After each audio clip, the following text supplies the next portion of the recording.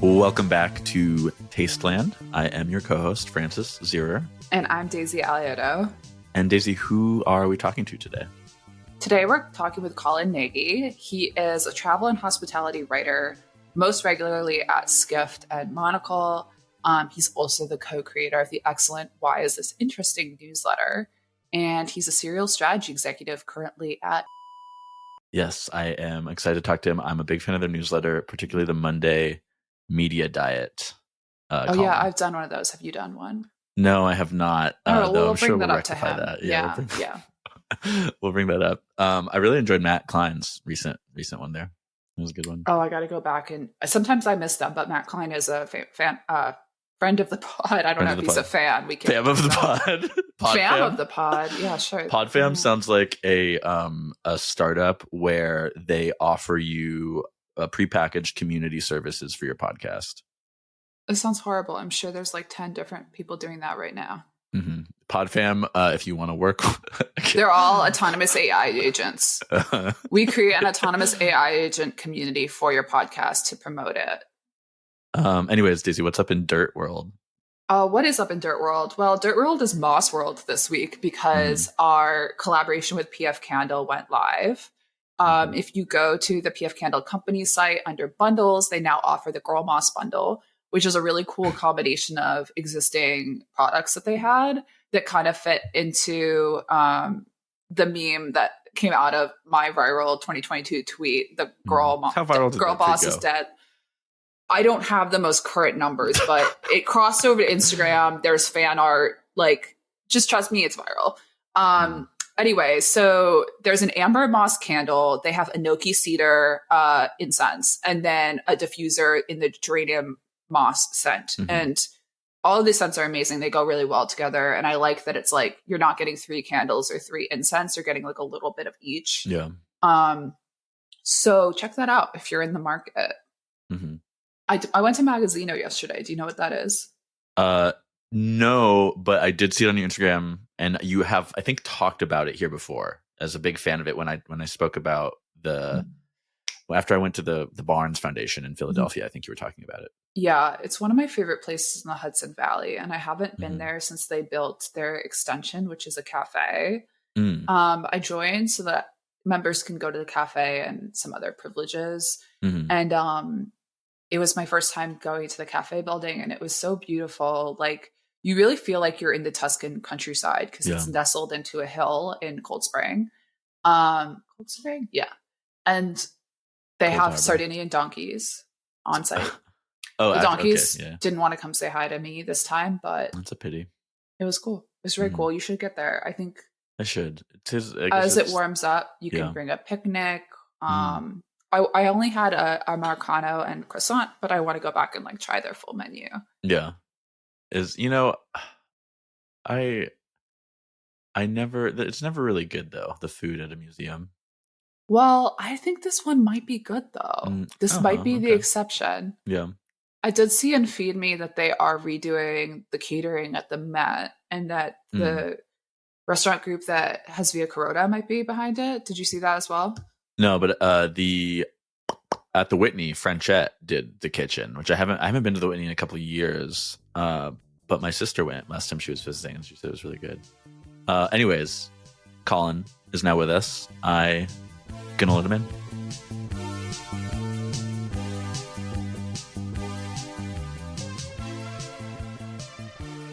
I just had $1 million idea. It's called Podcast Candle. And it's a candle that you light when you're on a podcast.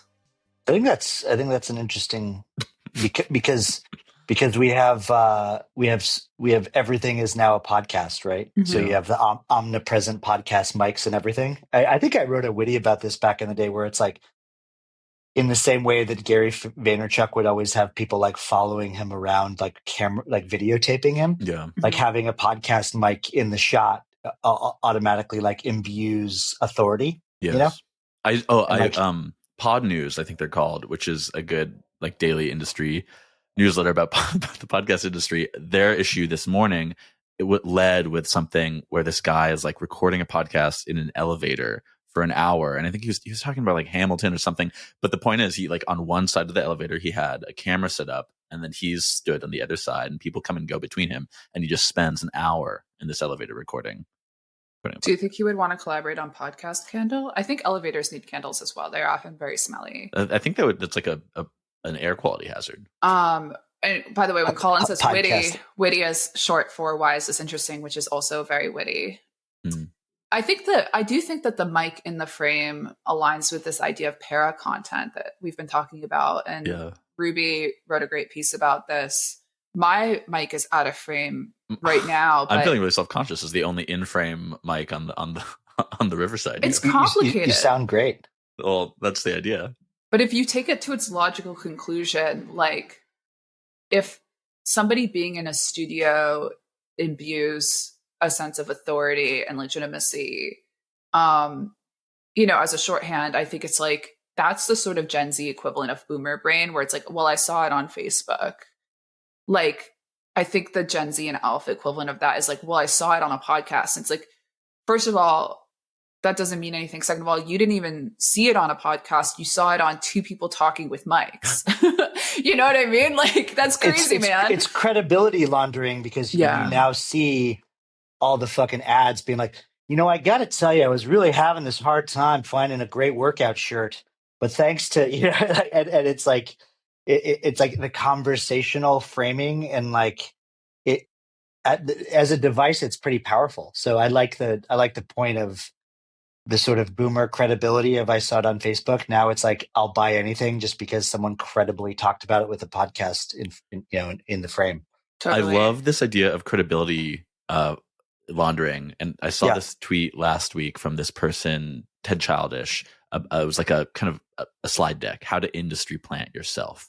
And I'll just read like sounds the pretty slides. Childish to me. So number 1, start your own fan accounts. Number 2, build narratives around yourself on external platforms like Reddit and Discord. 3, fabricate tweets that profile you.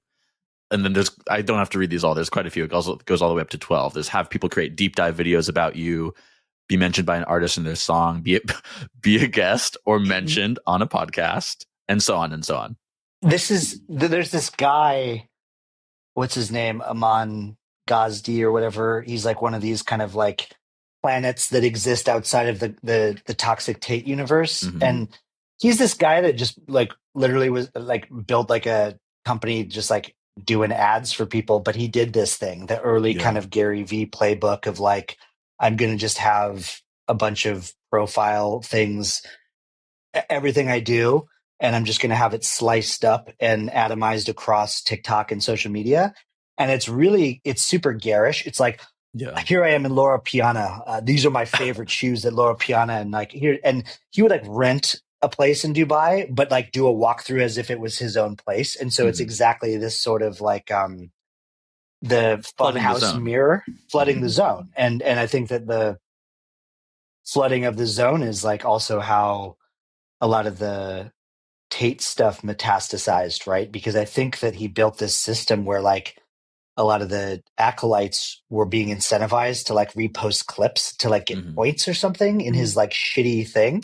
Oh. And so that my question is like, when is there a margin call on these sort of things? And I think we're like almost reaching the margin call on this, because the Galloways of the world, it's like it comes off as so fucking pedantic of like having just all the actually what the men today need to be thinking about, and it comes off as so fucking pedantic, and it's everywhere, and it's like it almost has the opposite of the intended thing, which is the credibility and influence. It actually chips away at your credibility and influence, right? What comes next? I don't know, man. That's the I think I've been thinking about this a lot. I think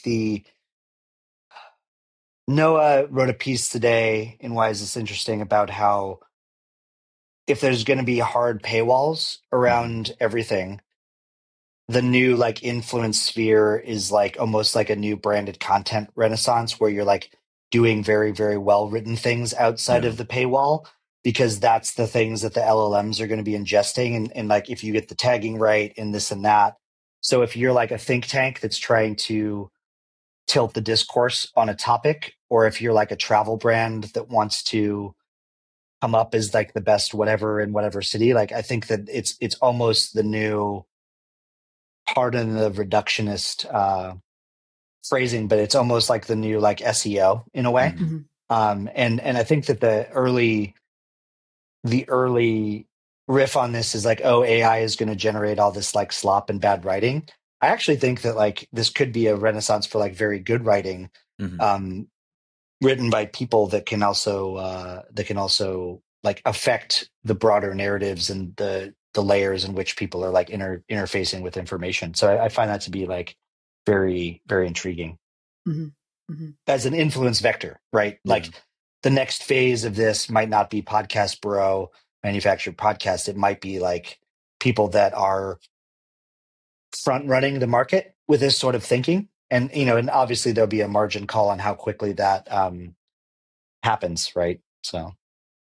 Yeah, I wrote a white paper over the summer for like a prospective taste core that would essentially act as page rank for influencers and publishers, where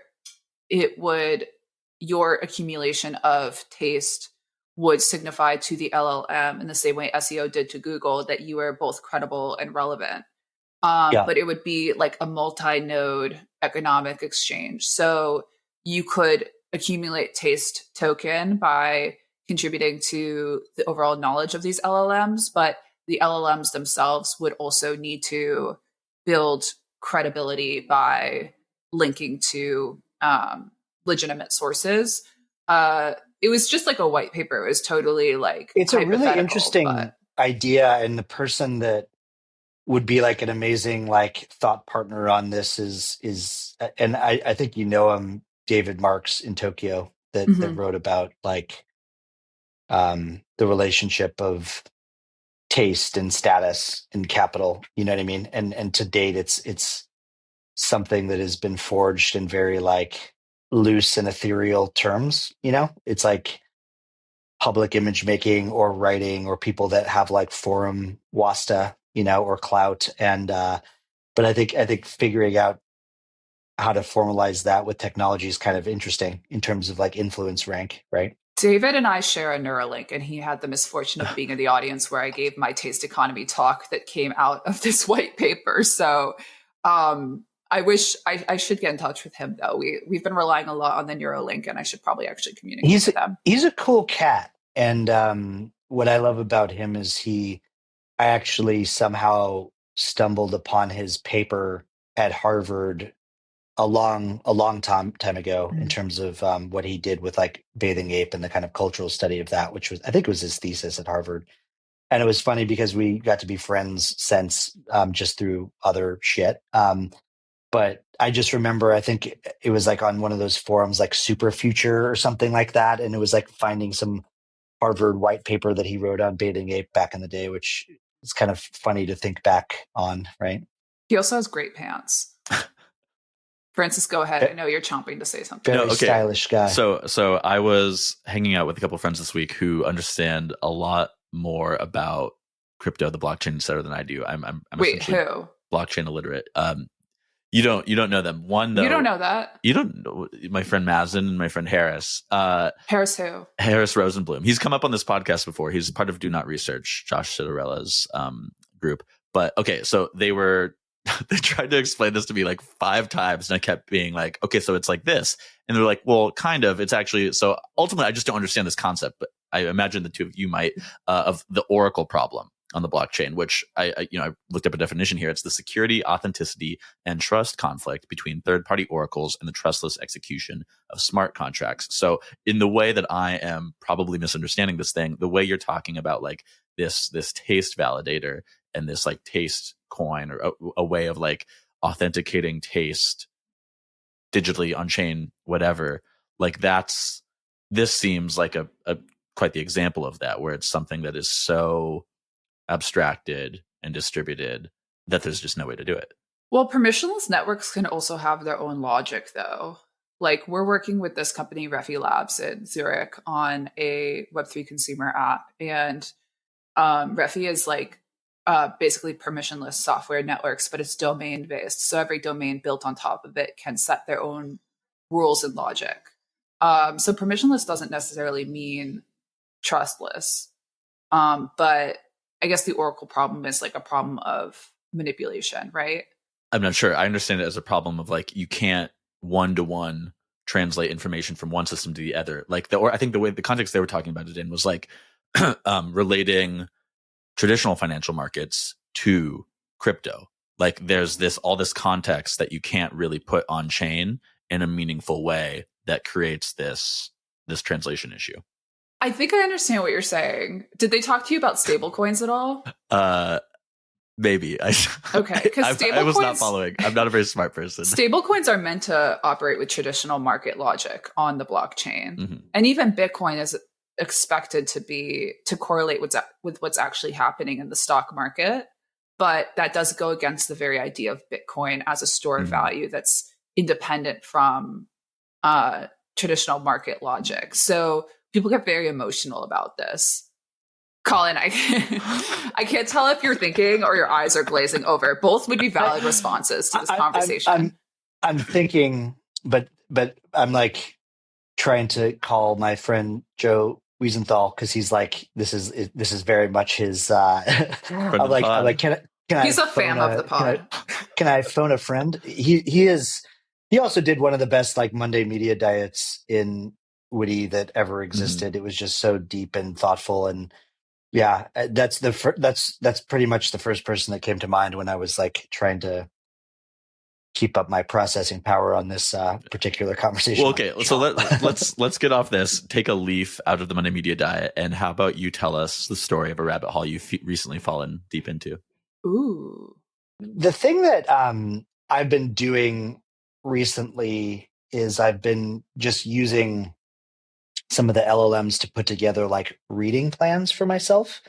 And I, after watching Landman, the Taylor Sheridan show on Paramount Plus, I was like, oh, I want to do a reading plan about sort of oil, right? Venn diagram between oil, geopolitics, Texas, all of that. And it put together a pretty awesome reading plan for me. And I'll give you a little bit of a download of what I'm going to be getting into here. Let's see here. So some of them were like basic B books, right? It's like, cool. Thanks for like the Danny Yergin rec, that's like, that's the obligatory.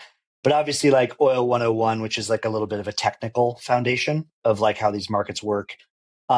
Steve Cole is one of my favorite writers, and he wrote a book about ExxonMobil, sort of like private empire, ExxonMobil and American Power.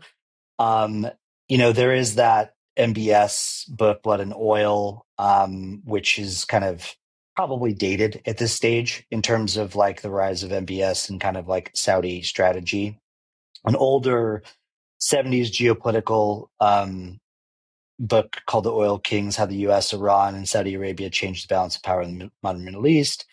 A very juicy, gossipy book, which is called The Big Rich, The Rise and Fall of the Greatest Texas Oil Fortunes. So, and then obviously like the James Baker book, which I've read, which is The Man Who Ran Washington, The Life and Times of James A. Baker. And then some other like weird deep cuts. There's something about Nigerian oil corruption, A Swamp Full of Dollars by Michael Peel. So I guess my whole life, co-writing, why is this interesting, is quick wormholes that I have to some way cap because I have to move on into the next one. Another one that I was excited about the other day was the rebuilding of Aleppo, and also just like the kind of cultural heritage of how we, rebuild things. And I'll kind of talk about that a little bit. So much of like Assad regime, like curated historic sites to tell a very specific story.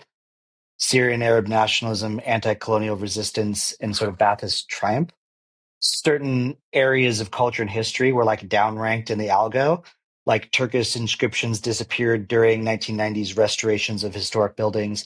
Late Ottoman structures were selectively demolished to create an artificial historical purity, but it wasn't real, right? So it's like the finger on the scale of kind of like culture and rebuilding. And so now with the rebuilding of a lot of that country, there's a lot more people at the table, and how like the say of how things are preserved, right? And I got to this point where it's like, everyone still doesn't have a fair say, right? You have like UAE and some other Gulf states that have an eye on big reconstruction contracts. Craftspeople with knowledge of traditional building techniques might have a little bit more authority, but like, who gets a say? So there's a melange of pressures, influence, and prioritization, and like what will be the dominant point of view when it comes to reconstruction. So the way I kind of started this piece is, it's just like, I've been thinking a lot about who gets to decide how we remember, right? And the politics of reconstruction and stuff like that, which was a really fun wormhole.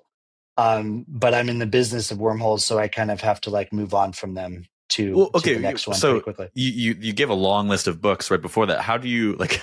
How long are you going to spend? Are you going to read all those books? Are you going to buy them all and read parts of it? Like how?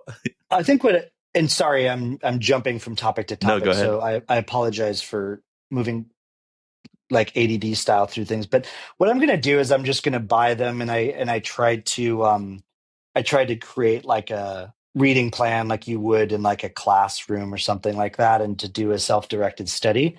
And what I also find pretty interesting is you can like then kind of ask questions or have a little bit of a dialogue to like go deeper on some of these things. And again, it's not like I'm trying to do a master's or a PhD. I'm just trying to get to a level of deeper understanding of something that unfortunately I probably have a cursory understanding of from like reading the FT and the Lex column and stuff, but I'd like to. You're auditing the class. Yeah, I'm auditing the class. But highly recommend reading plans for like any topic you want to wormhole on, because the fidelity of stuff that I kind of get back on. I read the book, The Year of Living Dangerously, which was kind of like Indonesia 60s, coups and politics, and I had them spin up I had the I think it might have been Claude spin up a reading plan off of that. And we got to like very interesting like levels of fidelity where it was like, oh, this CIA thing was just declassified 5 years ago on this factor that like historians hadn't actually priced in. And so it's very interesting to use these types of reading plans to almost think like a junior historian of like, what is the thing that not everyone has seen? Another example of that was when you think about, the Brits, either in the Foreign Office or MI6, that were actually like working for the Soviets, the Kim Philbys and the Anthony Blunts. Blunt has a memoir that like sits in a private room that no one's read, or few people have read, in the British Library.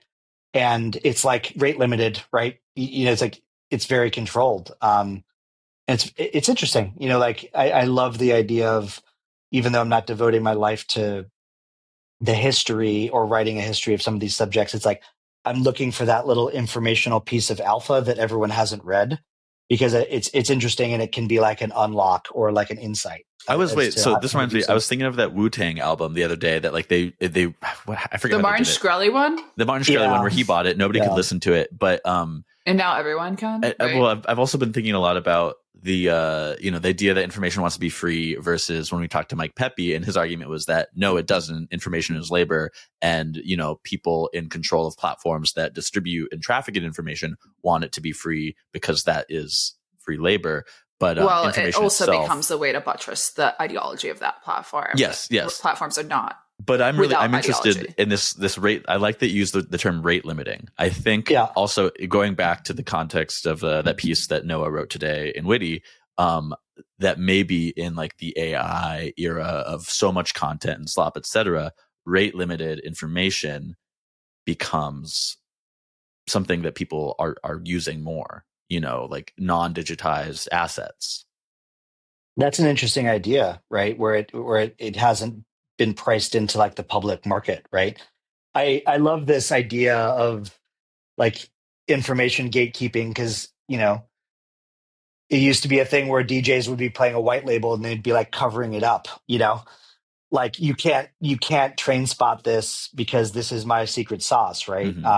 But what's the line between taste and information, right? Like where you go to vote should be public knowledge, right? And how to give input on new rules in your local vicinity, whatever that, but that's different from somebody's taste. Like I think you could gatekeep your playlist, right? But there is certain knowledge that should be open sourced, and the blurring of the lines between the public and private sector will only like further destroy things that are truly meant to be archival, free information and historical you mean like record. Hard paywall core, right? So for example, like you got to pay extra to get to the best pieces of writing in Esquire's archive, like from the 70s, right? Is that what you're getting at? Or yeah, I mean, to me, that is like lifestyle and taste and publishing information that it makes sense to pay for. But like what I'm talking about is like even before Doge and, the sort of defunding of stuff like the National Archive, where they are preserving information for the public. There are things that were paywalled or rate limited that, to my knowledge, shouldn't be, like, for example, Ancestry.com. That was something that you had to pay to navigate, even though half of it is like census data that should be free for all of us. And you could argue, well, you're paying to access the interface. But I think that being able to like search a census or immigration records to know where your family is from in America should be a public good that is like, that the right and the left should both be able to agree on. So like, why was it basically like monopolized by the Mormon Church? Interesting. Yeah. And people providing value by assembling or structuring data from disparate sources and slapping a membership on it, right? Mm-hmm. The other thing I wanted to get both of your opinions on is I think the Emiratis are being very smart in terms of a lot of the AI strategy as it relates to geopolitics, as it relates to governance. But what's very intriguing, and I wrote about this a while back, is like they're developing the first sort of like Arabic language LLM, right? And what's very intriguing about that is, as part of that, I would imagine, and I haven't done the math or I haven't, probably infusing it with Islamic mores and codes and rituals, and basically being like, this is going to be the source of truth for Arabic speakers that are searching for information, and we need to control that, or at least have a head start on that. And I'm so intrigued by that idea. Obviously, like, they're way out in front of the implementation of AI in like lots of areas of society. They're thinking very interesting and smart things about data centers and deserts and things like that. But I just think that like Arabic language LLM being funded and sort of like underwritten by them is an incredible source of like control and stewardship, which opens up a whole can of worms in interesting ways. So I was just curious if you guys were tracking that at all, or not. I'm not, but I did my senior project on architecture and Islamic values, and how basically like Islamic values are manifested in urban planning and the architecting of cities.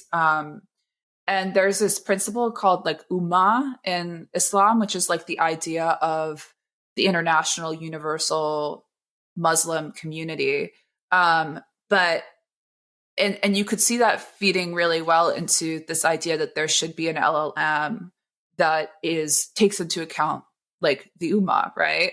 But for one state with a particular political ideology of how like Islam should be practiced, to monopolize that, I think is like pretty dangerous, right? Because there's a lot of values that like the UAE have that are just like pure capitalist values that don't necessarily serve like for example, migrants from a poorer Islamic country that are coming to do dangerous construction projects.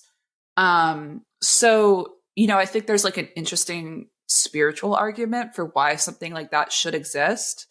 But from the perspective of like economic and political fairness, when there is like one nation that is controlling it, you're obviously going to like run into issues.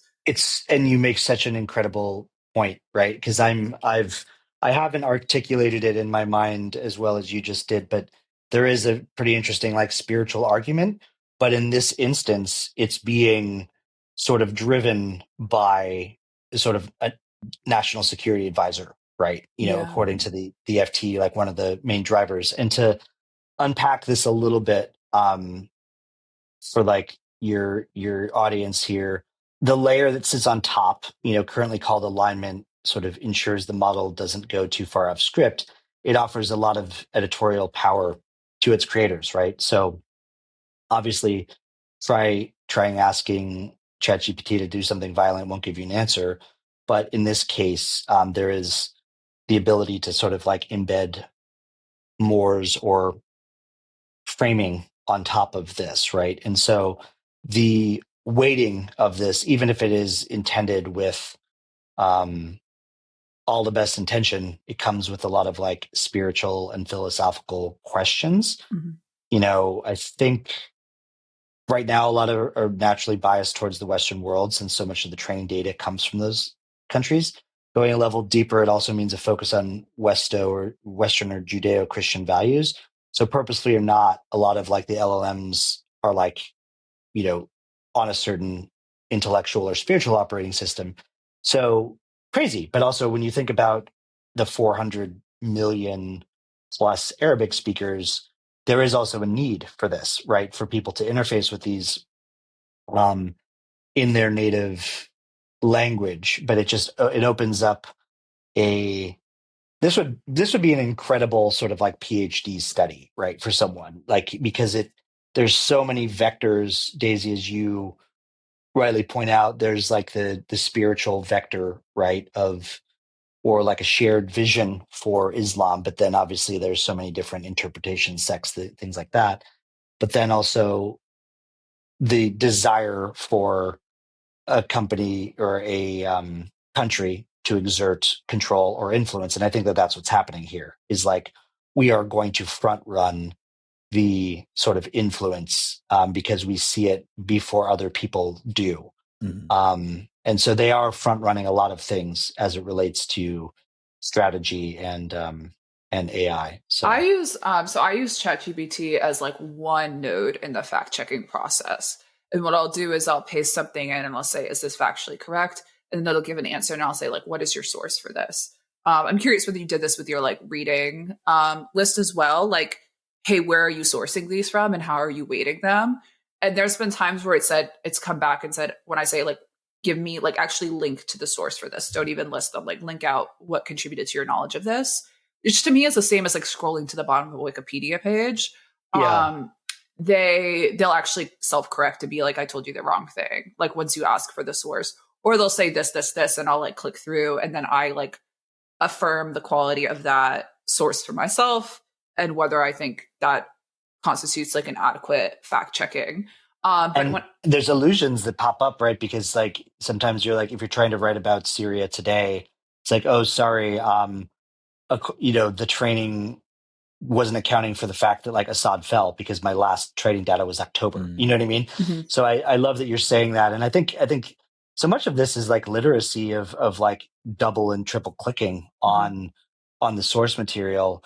And I didn't mean to cut you off there. So if you were no, I think like the professors who are trying to account for the inevitability of students using this in the classroom are just trying to shift that sort of media literacy into how it applies to like using this as a tool, which is like, I think really is fundamental to what should be taught in like a liberal arts education anyway, which is like how to think. And I sort of ran into this when I was fact checking this piece that we did on Djokovic, tennis player, because am I saying that correctly? Anyway, yeah. There was a sidebar on his childhood in like former Yugoslavia. And we had one sentence that sort of categorized the conflict. And originally, I think the writer had civil war. We changed it to multi-ethnic conflict because we believed that that was more accurate. And then there was like a phrase that was basically like, and NATO bombed the Serbian aggressors. So I put this whole section into ChatGPT and I said, is this factually accurate? And it came back and said, well, it's subjective because, you know, some people don't believe that the Serbians were the aggressors. And so then I said, what would somebody who is aligned with NATO believe?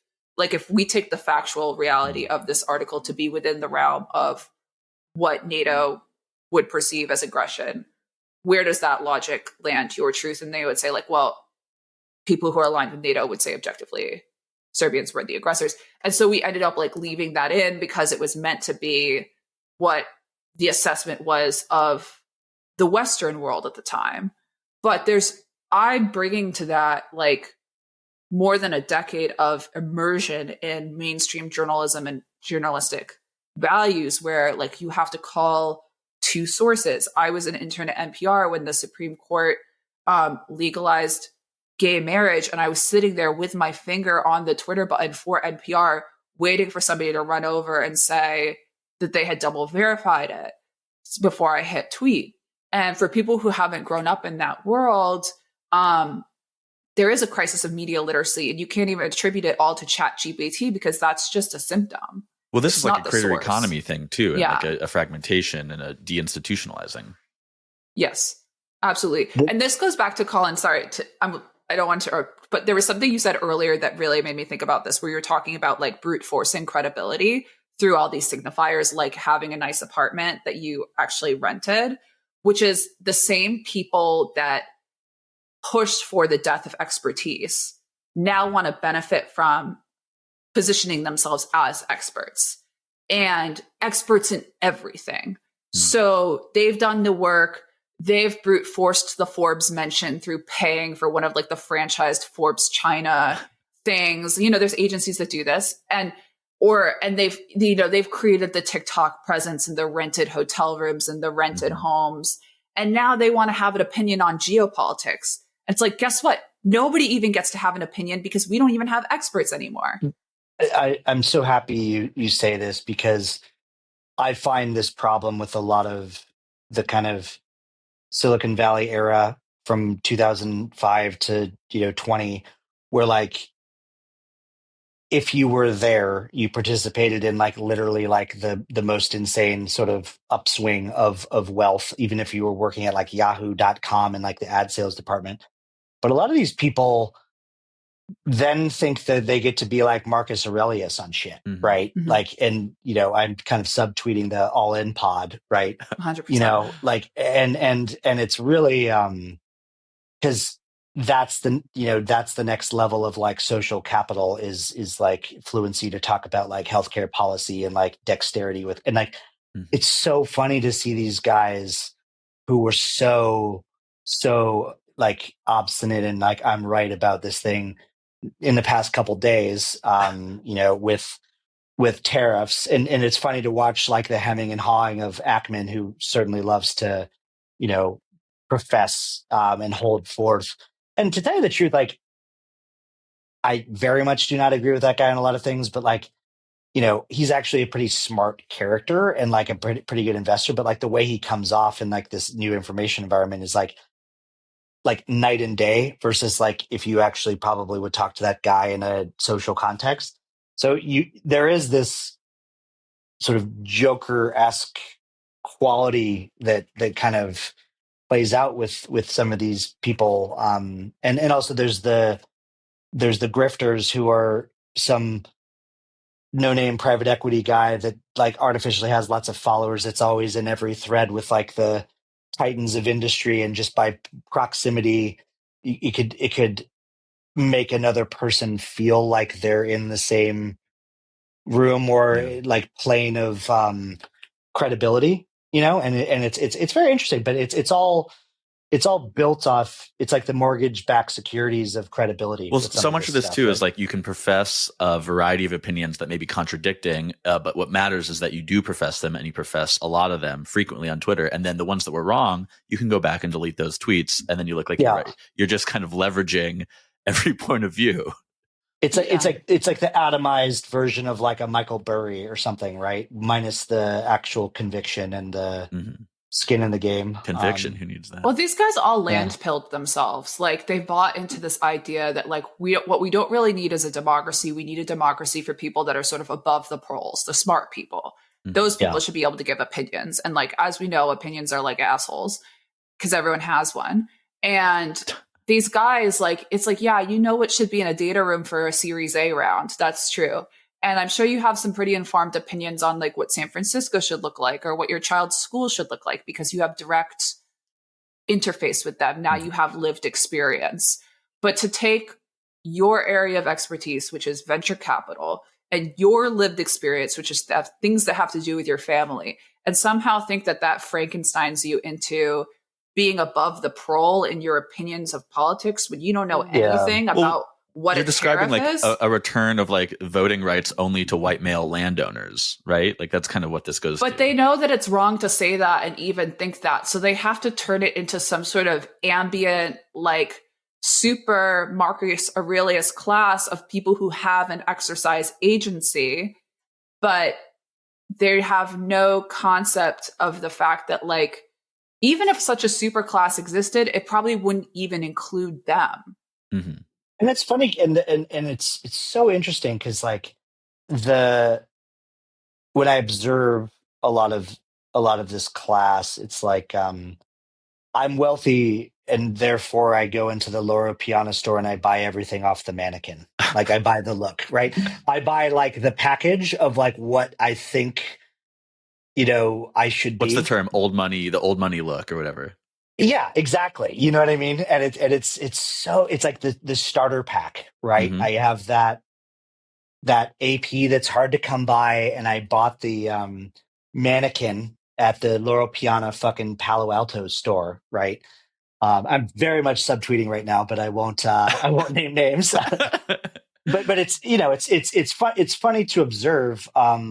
Well, okay. What it is it's like putting in your Chat GPT reading list. It's like doing that, but instead of give me the things to read and engage with, it's just give me the products to consume that I'm not going to engage with on a deeper level. Yeah, and it's interesting because parlaying this a little bit into like we're going to do a little hospitality riff here.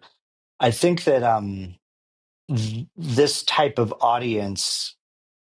The good side of this is like perhaps some of these audiences are looking for something different in terms of like the experiences and like how they move throughout the world. They want the enlightened version of this might be staying at a hotel that doesn't have to like reflect their ego back to them, where it's a little bit more discreet, intuitive, blah, blah, blah. It doesn't have to be like the French palace, which is like very on the nose of like your ego.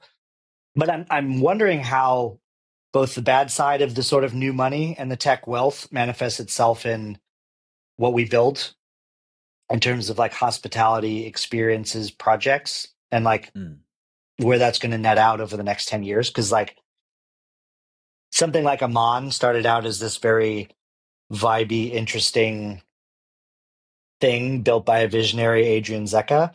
And it's turned itself into like the G-Wagon of like hospitality and kind of conspicuous consumption. So I'm just wondering like where this will all net out. I mean, the other loop here is like we're talking about the LLMs and the Arabic LLM. It seems like you're talking about like how does the ideology of this class of people get baked into new hospitality? Yeah, and I actually think it's interesting because there are people that have like done the work and they're interesting, that have potentially done well, but aren't like screaming it from the rooftops.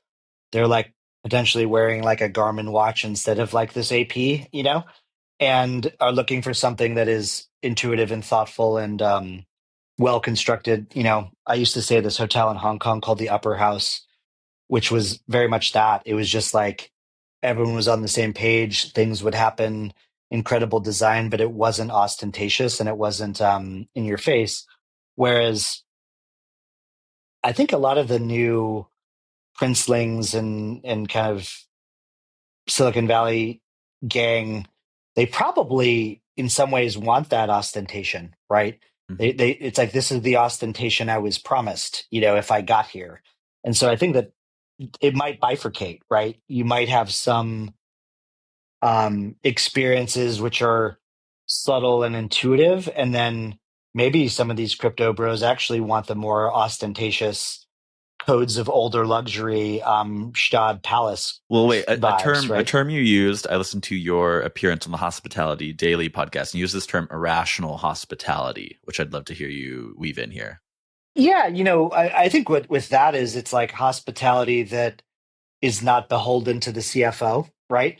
Where it's like something that is like beautifully done that doesn't make sense cost wise, but is like deep and interesting. You know what I mean? Like something that would annoy a cost cutter or someone that lives in spreadsheets all Something day. that's not scalable. Yeah, and like, I think I probably built some of that riff off of like Rory Sutherland's thing, which is like some of the best things are these irrational or contrarian things that would probably piss off your CFO. And the hospitality brands that are not beholden to a holding company or as a CEO or CFO that's trying to like manage costs, like they're able to do some of those irrational touches that like make you feel acknowledged, or you don't feel like you're being nickeled and dimed. And I think that that's what's happened with luxury over the past several years post pandemic, is it's just like nickel and dime core, right? You're at a place in Mexico and you're being charged, Tribeca prices. So even the very, very wealthy of the world, they're like, oh, you think I'm a fucking idiot? You know what I mean? It can be actually very offensive to. I was talking to a friend who now runs Equinox Hotels, but he was like, I think, president and COO of Four Seasons for a long time, and he's like, I have people that will stay with me that will not blink an eye at the $10,000 suite, for a week. That's what it costs. That's that's the standard. But like if you try to nickel and dime them, it will be like an unforgivable offense, and it's very interesting. But I don't know. I just find that, which is kind of like a free shipping versus having to pay any other amount for shipping, price in the shipping. Yeah, it's the you're really going to charge me for like the mini bar when I'm paying for the suite. Yeah. But I the reason why I find this so fascinating is like hospitality is always an interesting like reflection of, or luxury is a reflection of like the zeitgeist, but sometimes there's latency in terms of like the builds and the things that are created. And so I'm always interested in like the lag of like where the trend is versus where things are going or manifested in the world. But what has been, for both of you guys, what has been a stay or an experience that has made you feel like huddled or enhanced or excited? Could be a hotel, could be staying at a friend's house. Like, what are two hospitality experiences for you both that really blew your hair back? Well, my friend Alex, when I stay at her house, she always gives me hotel slippers, which is incredible because hotels don't even give you hotel slippers anymore. And I always compliment her on it. And also every time we stay, there's the guest room has the nightstand on either side with a stack of books. And she personalizes one stack of books to my husband's interests and one stack of books to my interests with a couple of joke books thrown in. It's unbelievable. That's incredible. It is really incredible. I love that you said that because there was someone told me a great example of, they stayed at a hotel, I think it was the Goring in London, and they had brought a book off the shelf and they read it and they had a bookmark in it, and then they like left, and like 3 years later the hotel had made a note of the place in the book and had the book like it on the nightstand with the same point in the book like several years on. And like that makes the hairs stand up on my arm, right? Because that's exactly the intentionality that you're getting at with your I mean, obviously a friend. Why is didn't they always mail gonna, it back though? No, it was borrowed from the hotel. Oh, I see. Okay. Yeah. So it wasn't, and the one that I like, the example that also happened to a friend of mine too is like at Parkai Tokyo, I forgot some stuff. I was going somewhere and I was coming back. And instead of bothering me, they just put the stuff in a different room that I was in the same place that it was. And they like didn't even say anything. And it was very interesting because there was that Japanese sort of omotenashi anticipatory thing not being obtrusive. Because if you think about another brand, it would be like, your St. Regis butler took note of the fact that you left these things and we've, you know what I mean? They would have made it a performative thing. But like the Japanese thing was so subtle because it's like, we're not even going to bother you because the imposition of reminding you that you forgot something is actually kind of burdensome. We're actually just going to do the thing that is the most elegant and the most seamless. And I'm really excited by those types of notions of hospitality because that's the poetry, that's the compound interest of like a relationship that you've built with a hotel, you know, over time, and that's why I find this space so fascinating. But I wanted to ask for your take on this too, of like anything that you really stood out. I mean, the one thing that instantly came to mind was just last year, my fiance and I stayed at a Airbnb in Berlin for a few days or like a week. And I mean, the nickel and diming thing on the thing, it's like, oh, you know, we've got bicycles in the basement you can rent for $10 a day, etc. But then we settled in and we got there and we ended up like chatting with her for like an hour and a half or 2 hours, and in a way where it's like, you know, we've just got off the plane. It was like we left New York at midnight and then we got there at 1 p.m. We're a little tired, but it was just like a nice conversation. And she's like, oh, here's this map where like, you know, go to this lake. And in a way where like after an hour, she's like, I don't usually this doesn't happen. Like usually it's like 15 minutes or so. But then she gave us the bikes and she was like the bike keys. And she's like, you know, don't just ride them. Like it doesn't matter. But then at the end, when we were leaving we like crossed paths with her partner who was coming to lock up and such. And she was saying like, I forget the woman's name. I think it was like Mary or something, but she said that Mary said like, oh, you guys have discussed maybe you want to move here for a year or something. Like, here's her number. Like, I think she actually would love to rent you the place if you wanted to, you know, like off of Airbnb, but just normally rent it. And in a way where like, I prefer to stay in a hotel than an Airbnb these days. It's always the extra fees and the, you know, the quality poor, whatever. But this was like, I don't know, this felt like the original proposition, right? Where it's like, here's a person who you're going to engage with as a person, who's going to engage with you as a person. And like, now this is somebody whose email I have who like, I could just rent this apartment from her for a year. That's really exciting too, because it gets us back to this notion of like neighborliness, right? Yeah. You know, and you're so right, because that was the original proposition, right? Of like, because I have this relationship with this person, thus the manners and the way I'm going to treat this place is with respect. And like, unfortunately, like that's out the window with like the way these things are scaled, right? On the host side, it's like, let me give you a fucking list of chores to do, you know, and I'm going to nickel and dime you with like all these fees to boost my margins. And then on the guest side, it's like, I'm just going to trash this place or treat it as if like, you know, I'm going to scuff my luggage on the wall and treat it as if it's the Holiday Inn. And this is the thing that in culture is just like so profoundly upsetting to me. And someone said this the other day. I'm gonna quickly find the quote because it was so spot on. But it was basically just about how we're moving through the like the death of manners and how people are kind of moving through the world as if everyone else is like NPC, right? Oh yeah. And Colin, I saw a similar tweet while you look for it. This one was about how like kindness and decency have become like woke coded. And there was a follow-up tweet basically saying that like during the Thatcher era and even Reagan, do-gooder was actually like an epithet that people would use against other people, where you're like, oh, you're a do-gooder or you're a woke.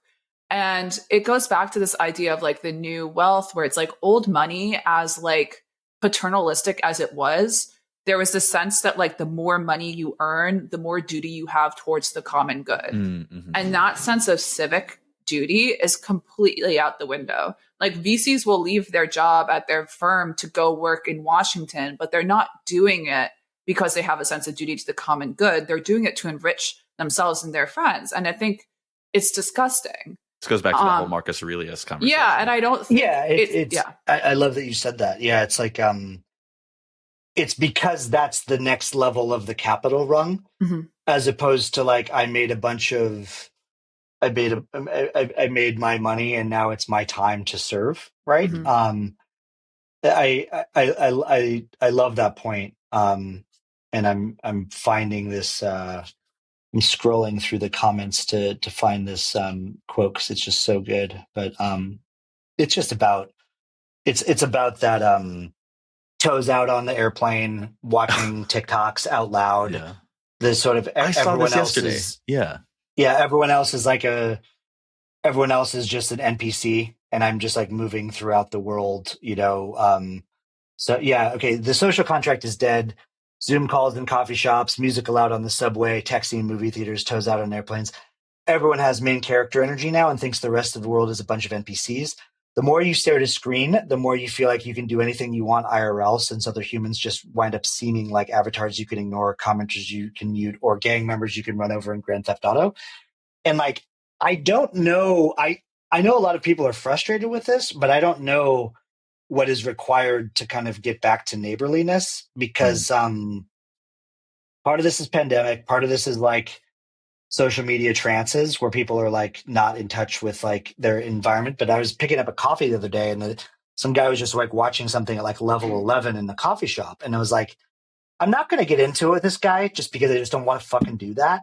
But if I was sitting trying to read or study for like an exam, like it's just like a pollutant, and it's that, so I think that I used to think the antidote to this was, like like hotels and these spaces, like having a little bit more backbone in terms of like what they will and won't stand like for. Like the customer actually isn't always right. Yeah. The customer isn't always right. But the problem is what that does is it penalizes like the frontline staff who are just trying to do their jobs and like don't want to have to pick fights with people that can potentially be of like different status, where it's like some person be like, do you know who I am? I'll get you fired. I know the manager, And so I don't know. But I do think that like I'm sensing a current among thinking people about how bad this has gotten and how it needs to be like reined in, but I don't know how. I don't know. I think like the institution has to stand behind the worker. Like I'm reading Graydon Carter's memoir right now, and they're talking about people that they had to ban from the Vanity Fair Oscars party. And he basically said like, you could be as rude as you want to me, but the second that you're rude to somebody of my staff, you're banned for life. It doesn't matter who you are. Courtney Love got banned. And I think we have to bring back some of that mentality where like there is a corollary to decency, which is shame. And I think that there's a way to appeal to people's conscience, which isn't like videotaping people at the dog park, or videotaping people having an argument on the subway. But I think we need to bring back this sort of like, it's funny, like when I was growing up, it was called like Matthew code, which is something from the Bible, which is like, when you have a problem, you go to them directly. I think it's in Matthew. So it's called the Matthew code, but it's just like this one-to-one appeal that doesn't have to take place on the internet, but can be like, hey man, can you take your feet down from the chair? And I think, I mean, not to say that this goes all the way up to so many different issues, but I think the fact that people could be armed in American society impacts people's like willingness to confront other people. I mean, there's a lot of things about this social contract breaking down that aren't just people's solipsism and spending time online. It's that like, we're not like really a peaceful society. I like what you're saying though, is there a way to like modulate this in a way that's like non-threatening, but is snapping someone out of like a trance, right? Because it's like, if you're assuming good intent, sometimes that works, right? And I've actually done that in like airports where I'm like, excuse me, can you just put headphones on? People are like, oh my God, I'm so sorry. I was like talking to my, nephew, and I was like entranced with the thing, and like, but then other people are like, "Go fuck yourself," you know. Yeah. So, but I think the point that, to put a bow on it, and I have to get moving because I'm going to get kicked out of this room in 2 seconds. But like to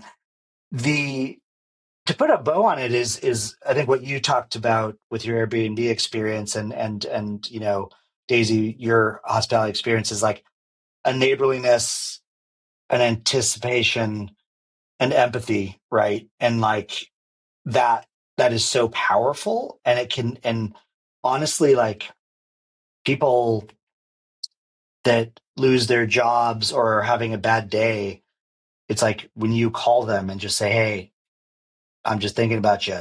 No agenda. I'm here." And like people are like blown away because no one does that anymore, right? If you want to have, yeah, sorry, I didn't mean I think. Well, I think we could end it there. Yeah, we and can say, listener, we're thinking about you. We're thinking Thank about you. Listening. If you want to have a high trust society, you have to extend trust and build the community in hospitality you want to see in the world. And what I think about, to put a bow on it, is like I liked the anecdotes from Graydon about like the personal correspondence, the flowers for the first article in the mag, the art, you know, it's like these analog acknowledgments, which are in our society today, in the sort of tech society, have a disproportionate amount of weight. They hit you like a ton of bricks that someone actually took the time. But speaking of which, thank you so much for having me. I think we covered a lot of like ground, and I'm very flattered to have been asked, and so thank you. Thank you.